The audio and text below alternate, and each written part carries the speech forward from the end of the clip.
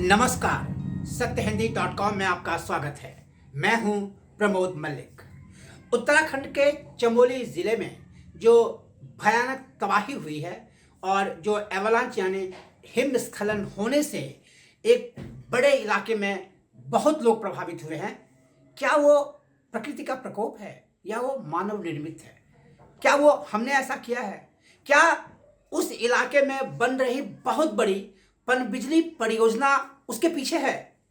इन सवालों का जवाब थोड़ा ढूंढना पड़ेगा, इसलिए कि इस समय इस मौसम में अमूमन हिमस्खलन नहीं होता है, क्योंकि बर्फ जमी हुई होती है, पानी नहीं होता है, इसलिए पानी के सैलाब आने की संभावना नहीं होती है। फिर भी ऐसा हुआ।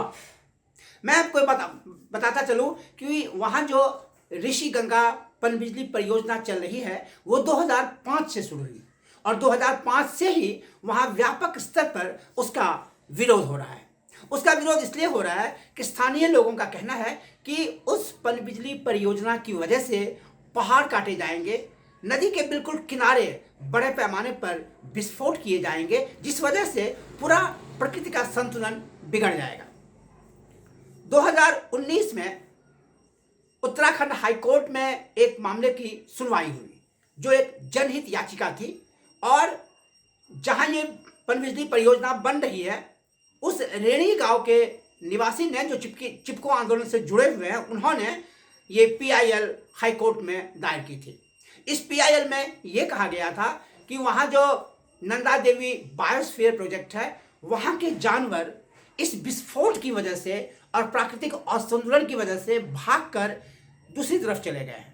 और वहाँ जो स्थानीय निवासी थे, आदिवासी थे, उनका कहना था कि उनका रहन सहन, उनकी जीवन शैली इस परियोजना से बुरी तरह प्रभावित होगी, लिहाजा ऋषि गंगा पनबिजली परियोजना को अनुमति न दी जाए।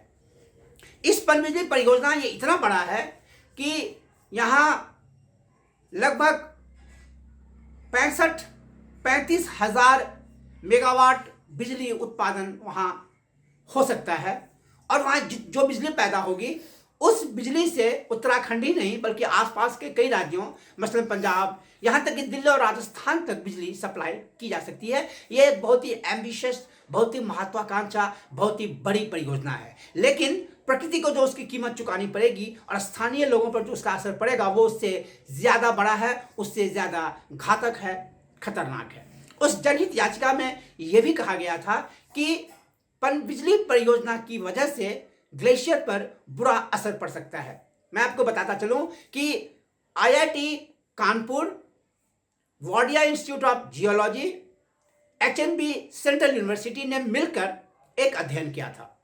उस अध्ययन का केंद्र था कि 1980 से 2017 के बीच उस इलाके में ग्लेशियर की स्थिति पर अध्ययन, और उस अध्ययन में यह पाया गया था कि 1980 में जहां उस इलाके में जो ग्लेशियर था वो 35% हिस्से पर था, लेकिन 2017 में वो ग्लेशियर घटकर 27% या 26% पर आ गया है। यानी तकरीबन 7 से 8% ग्लेशियर सिकुड़ा है। यह ग्लेशियर इसलिए सिकुड़ा है कि वहाँ तापमान बढ़ा है, इसलिए सिकुड़ा है कि वहाँ बड़े पैमाने पर निर्माण कार्य हुए हैं, जिससे प्रकृति का असंतुलन हुआ है। ये जो पनबिजली परियोजना है वो ऋषि गंगा नदी पर है, जो धौली गंगा में जहाँ नदी गिरती है वहाँ है, और वहाँ पर्यावरणविदों ने उसका विरोध किया था और ये कहा था कि वहाँ की जो ज़मीन है वो किसी बड़ी परियोजना के लायक नहीं है, वो नमी युक्त है, वो पहाड़ी है, वो भुरभुरी है, वो कमज़ोर है, और वो ज़मीन इतने बड़े प्रोजेक्ट को, इतने बड़े कंस्ट्रक्शन को सपोर्ट नहीं कर सकती है, लिहाजा वो खतरनाक है।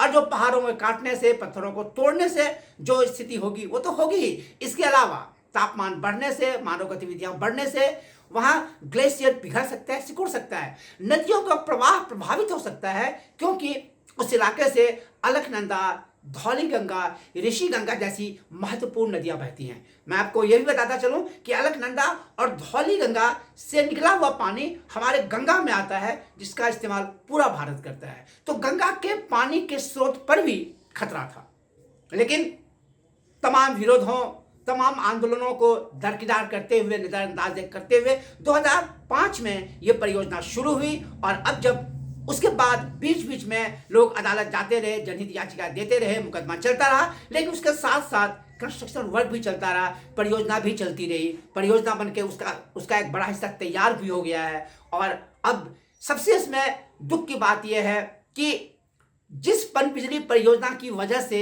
ये सब कुछ हुआ है, उसी पनबिजली परियोजना के लोग इसकी चपेट में आए हैं। और जो लोग बह गए हैं, जिनके बारे में आशंका जताई जा रही है कि बह गए हैं या मर गए हैं, वो उस परियोजना में काम करने वाले मजदूर थे।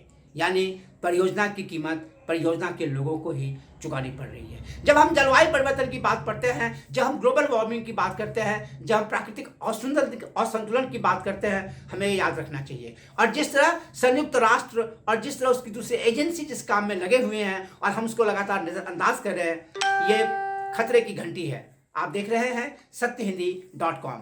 आप हमारे फेसबुक पेज को लाइक करें, फॉलो करें, हमारे ट्विटर अकाउंट को फॉलो करें, सब्सक्राइब करें हमारे यूट्यूब चैनल को, और हाँ, सत्य हिंदी का ऐप भी डाउनलोड करें। और उसके लिए इस वीडियो के डिस्क्रिप्शन पर जाएं और वहां लगे हुए लिंक को क्लिक करें। देखते रहें सत्यहिंदी.com। सत्य हिंदी का ऐप डाउनलोड करें गूगल प्ले स्टोर पर।